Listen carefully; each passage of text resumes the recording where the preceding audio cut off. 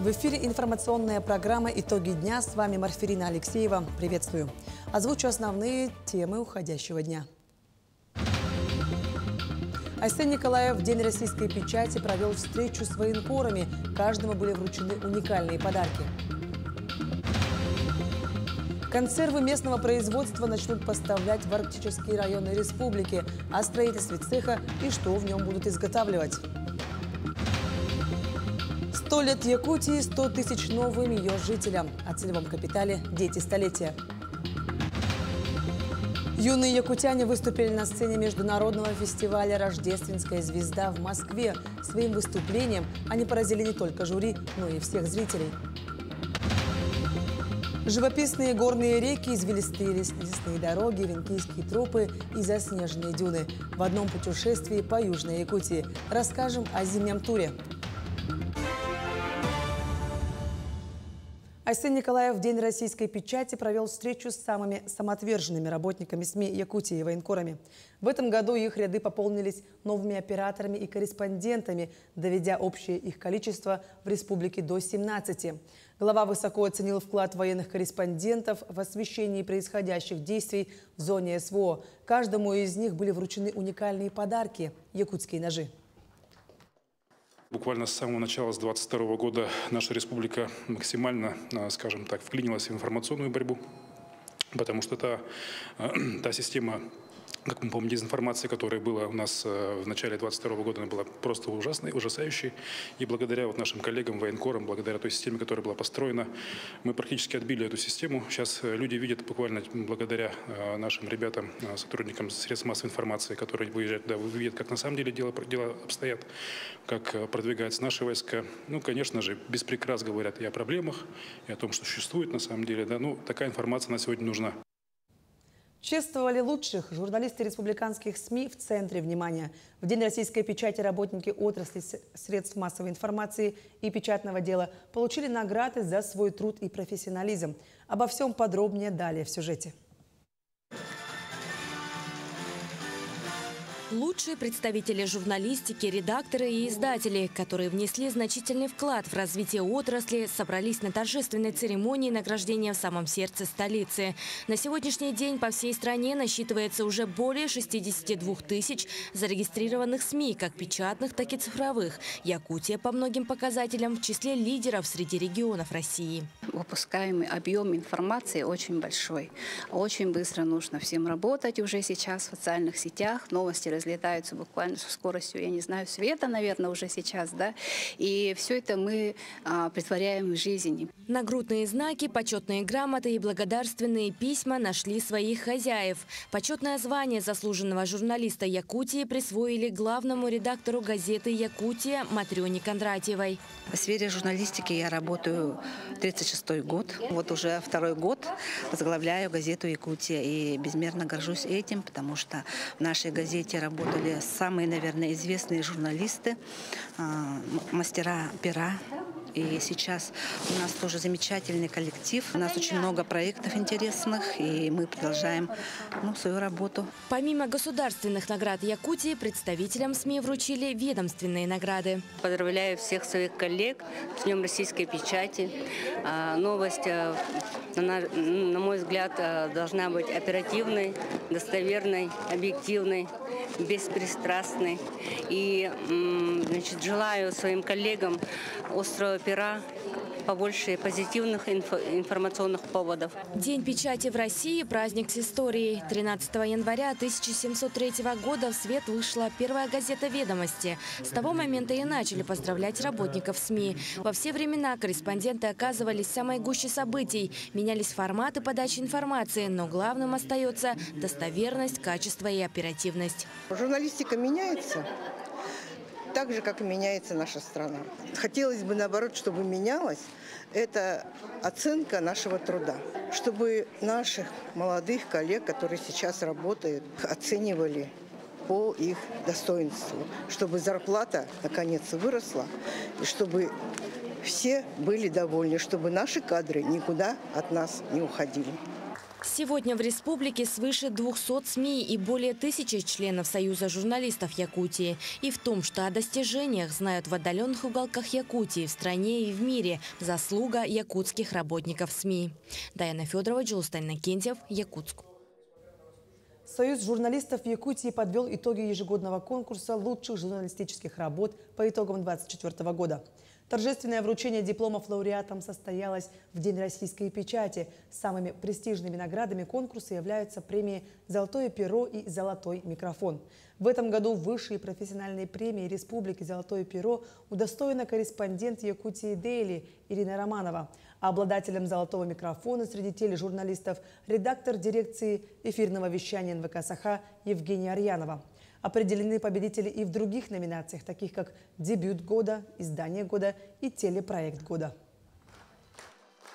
Сегодня в Союзе журналистов более 1000 членов, и это один из самых крупных союзов в нашей стране. В этот год для журналистов всей нашей страны это год защитников Отечества, и я уверен, что все журналисты нашей республики придадут к этому большое значение, и эта тема будет во всех средствах массовой информации. Консервы местного производства начнут поставлять в арктические районы республики. В Якутске завершается строительство цеха переработки сельхозпродуктов и дикороса, где будут производить тушенку, овощные консервы и варенье. Тему продолжит Саргалана Неустроева. Пока в цехе по переработке сельхозпродукции и дикоросов только голые стены, ожидается поставка оборудования. Однако первую партию консервов, в частности тушенку, поставят на местные прилавки, в том числе и в арктических районах республики, уже в июле этого года. И, кстати, реализацию этого проекта арктическая торгово-логистическая компания обуславливает не сколько экономической выгодой, сколько необходимостью. Получается, мы ежегодно для отправки в арктические районы заготавливаем сельхозпродукцию у местных сельхозтоваропроизводителей. И так как овощи являются скоропортом, мы ежегодно несем определенные издержки. Для того, чтобы уменьшить часть порчи этих овощей, мы будем их перерабатывать и консервировать. Разумеется, объемы производства данного цеха не настолько масштабные, чтобы обеспечить продуктами всю республику. Речь пока идет только об арктических районах. Но и то, чего удалось добиться на сегодня, это, к слову, порядка 315 тысяч банок тушенки в год, не удалось бы без должной поддержки профильного министерства. Данный проект реализуется в рамках государственной программы развития сельского хозяйства Республики Саха-Якутия. Средства были выделены в прошлом году. За счет государства выделено было 84 миллиона рублей. При этом большим количеством рабочих мест республику цех не обеспечит, но позволит стимулировать деятельность местных сельхозпроизводителей. Так, все сырье для изготовления товаров будет закупаться здесь, в Якутии. Мы будем расширять, во-первых, сам перечень сельхозтоваропроизводителей, у которых мы будем принимать сельхозпродукцию. Плюс сами объемы, конечно же, будут увеличиваться для того, чтобы увеличивать объемы переработки. Поставка, как и производство товаров цеха, будут осуществляться сезонно. Отмечается, что такая продукция не только обойдется потребителям значительно дешевле, но и гораздо качественнее тех товаров, которые сегодня компании приходится поставлять из других регионов России. Саргалана Неустроева, Семен Семенов, Якутск. Финансовая грамотность – ключ к успеху. Подведены итоги регионального этапа всероссийского конкурса эссе «День рубля».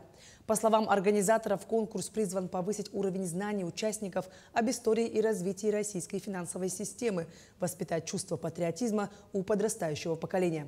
Лучшим из 78 работ признано эссе студентки первого курса СВФУ Юлии Протодьяконовой. Второе место заняла ученица 9 класса православной гимназии города Мирного Евгения Махнюк. Тройку замыкает студентка финансово-экономического колледжа Сара Майкифер. Конкурс проводится давно, но у нас в республике он проводится 3-й год. Но все-таки, если в 2023 году участвовало 50 детей, то уже в прошлом году 70, и в этом году 78. Работы очень много. Жюри у нас работает, скажем так, да, с Министерства финансов, Министерства образования, СВФУ и других организаций. И, кстати, в 2023 году наш студент второго курса Захаров Аял занял 2-е место в России по этому конкурсу. 100 лет Якутии, 100 тысяч новым ее жителям. В 2022 году Айсен Николаев учредил целевой капитал «Дети столетия».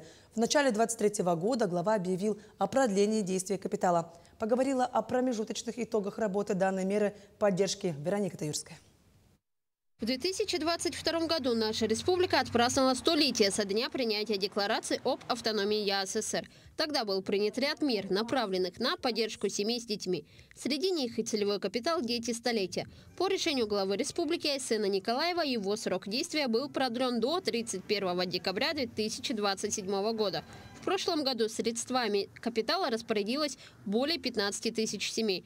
В 2022 году республиканский сертификат получила многодетная семья Медведевых из Якутска, которая воспитывает 4 детей, 2 из которых ходят в детский сад. Мама большого семейства признается, что присуждение целевого капитала – очень весомая поддержка для семьи с новорожденным ребенком. Она очень нужна многодетным, она очень помогает. Хорошая такая материальная поддержка от нашего государства. Очень хорошо, что ее продлили.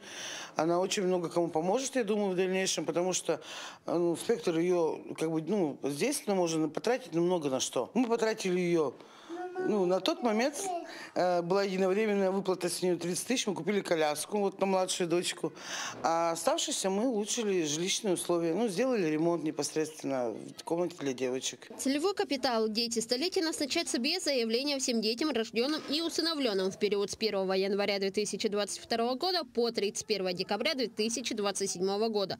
Условиями для получения сертификата является гражданство Российской Федерации, у родителей регистрация по месту жительства на территории Якутии, а также получение свидетельства о рождении ребенка в органах ЗАГС. В настоящее время с учетом индексации сумма капитала «Дети столетия» была увеличена до 116 756 рублей. Могут быть использованы частично, либо одновременно по нескольким направлениям. То есть если семья по своему решила направить на часть, допустим, на образование ребенка, а часть на семейный отдых, то дана такая возможность семьям использовать одновременно по нескольким направлениям. Или же они могут направить на одну какую-то. Напомним, что распорядиться средствами целевого капитала «Дети столетия» можно по следующим направлениям. Улучшение жилищных условий, приобретение транспортного средства, семейный отдых по России, размещение денежных средств во вкладах кредитных организаций в пользу ребенка, получение образования ребенком, оказание ребенку высокотехнологичной медицинской помощи, медицинской и социальной реабилитации и санаторно-курортного лечения, развитие личного подсобного хозяйства, в том числе на приобретение сельскохозяйственной техники, страхование жизни и здоровья ребенка, газификация жилого дома. В 2024 году наиболее востребованными направлениями стали улучшение жилищных условий, приобретение транспорта и образование ребенка. Вероника Таюрская, Александр Сыромятников, Семен Семенов, Тяжелостан Иннокентьев, Якутск. Ученики школы номер 29 города Якутска выступили на сцене международного фестиваля «Рождественская звезда» в Москве. Они заняли победное место, удивив своим выступлением не только жюри, но и всех зрителей. Подробности далее. Порядка 2000 детей с различных регионов России приняли участие в творческом фестивале в Москве. Из Якутии участниками стали ансамбли Вилюйского, Горного, Усть-Алданского районов и 3 коллектива из Якутска.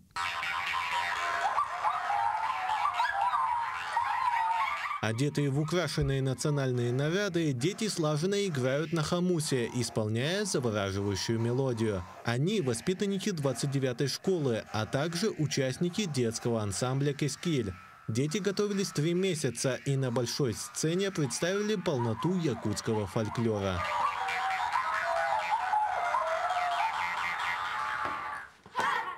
Комбинированный номер композиция состояла из стихотворения, игры на хамусе и исполнения национальных песен. Это представление покорило жюри и весь зрительский зал. По итогам фестиваля ансамбль «Кескиль» стали лауреатами 3-й степени в номинации «Фольклор». Кроме того, руководитель класса была удостоена премии «Ника» 3-й степени.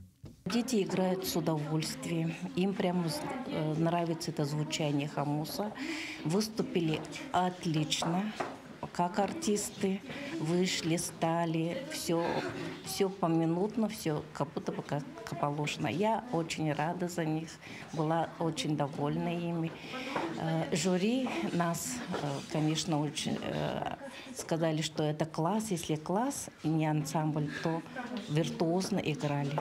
Вместе с волнующим исполнением композиции дети также смогли увидеть множество красивых мест и достопримечательностей столицы страны, запомнив эту поездку на всю жизнь.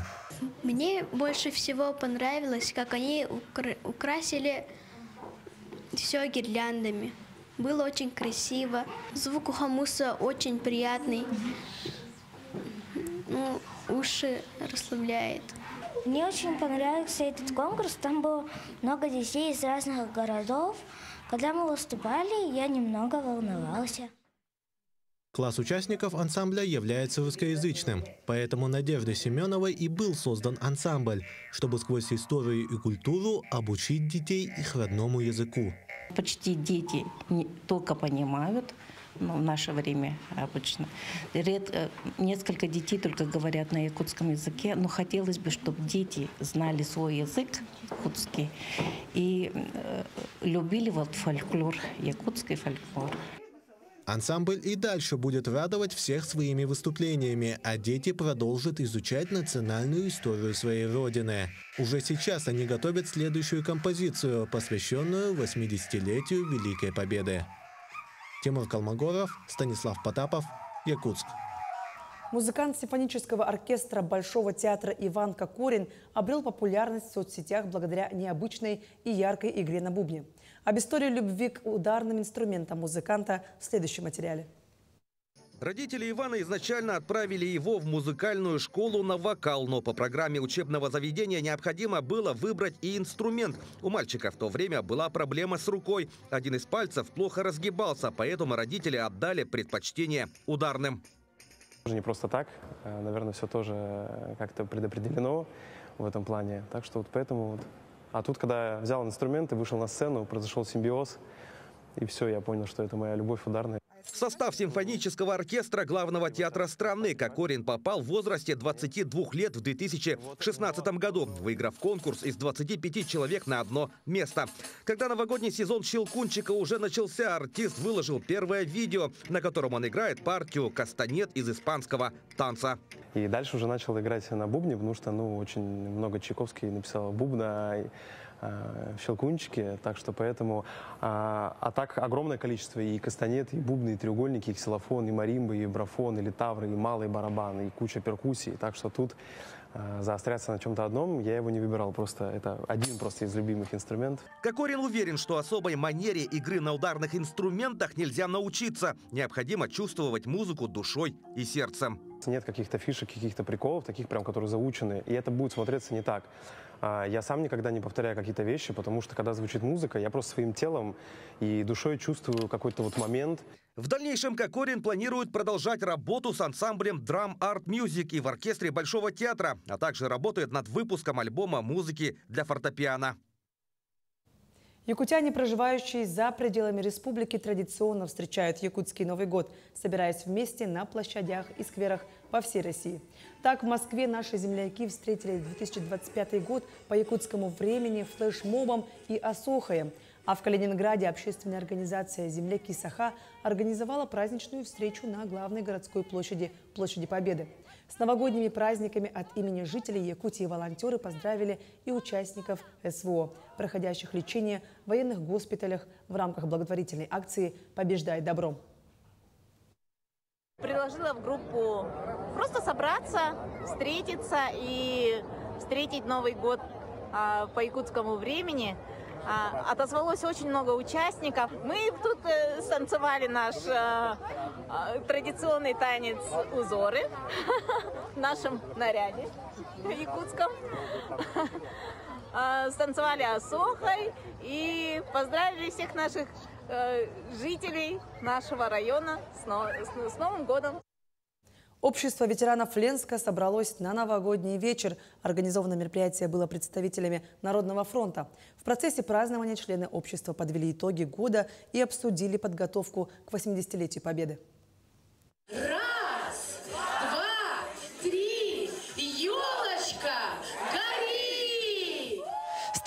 ветераны и почетные жители Ленского района попали на настоящий праздник. С Дедом Морозом и Снегурочкой они водили хоровод вокруг елки, пели песни, танцевали и просто общались друг с другом.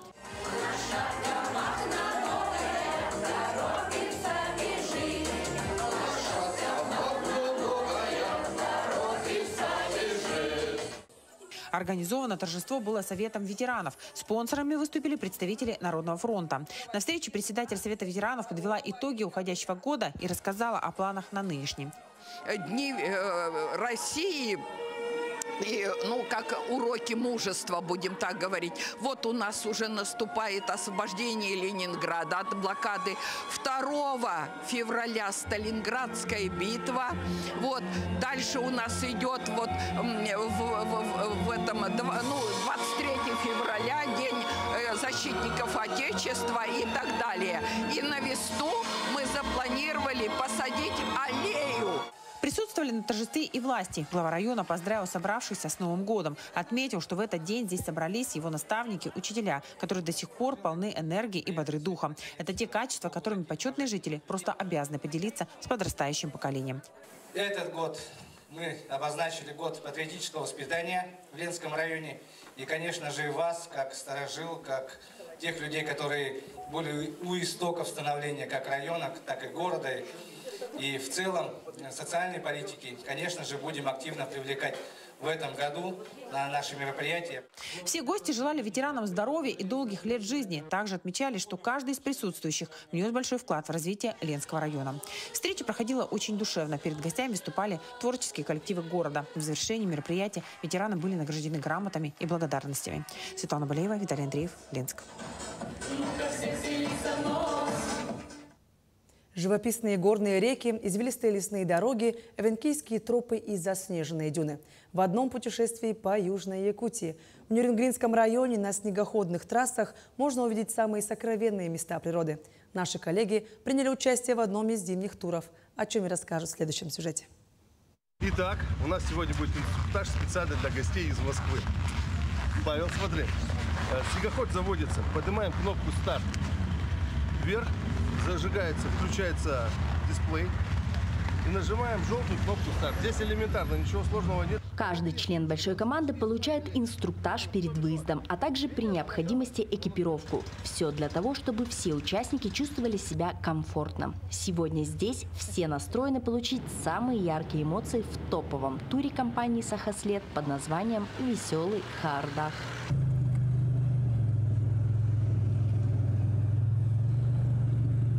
Главный инструктор и путеводитель в мир дикой природы нюрнбергец Александр Федоров. Более 10 лет он занимается турами, стараясь каждую экскурсию превратить в приключения для ее участников. Формат такой туризма и нравится всем, и молодежи, и среднему возрасту, и подростковому, и пожилому. Всем нравится. Не бояться и пробовать надо. Почему? Потому что оно кажется, да вот-вот-вот, время проходит, пролетает. В этом сезоне вы не попали, вот минус 24 год. Пожалуйста, еще год один убежал. Попробуйте в этом году. 8 туристических и 4 горных снегохода сегодня в автопарке компании «Сахаслед». 3 тура – обзорный, «Веселый Хаардах» и новый тур «Черное золото». Маршруты увлекательные и нравятся как новичкам, так и опытным туристам, среди которых гости из разных регионов. На большой круг, да, поехали первый раз. Почему? Хорошее впечатление, адреналин, драйв. Захотелось адреналина. Вот 2 дня было минус 50, мы выехали вот с друзьями в минус 50, катались на снегоходах. Да, был маленький круг, нам не хватило времени, и мы решили поехать на большой. Вот и мы здесь. Эмоции самые лучшие. Заряжаемся на все проценты, которые есть, которых нету. Погода отличная, природа отличная, да. Солнце, самое главное, светит, небо голубое. Шикарно. То есть так все очень нравится. По истечении нескольких часов на свежем зимнем воздухе команда тура возвращается на базу с заряженной энергией, яркими эмоциями и, конечно, замечательными фотографиями. Екатерина Павлова, Захар Головин, Нюрнберг. Таким увидели уходящий день наши корреспонденты. Ну а мы с вами встретимся завтра.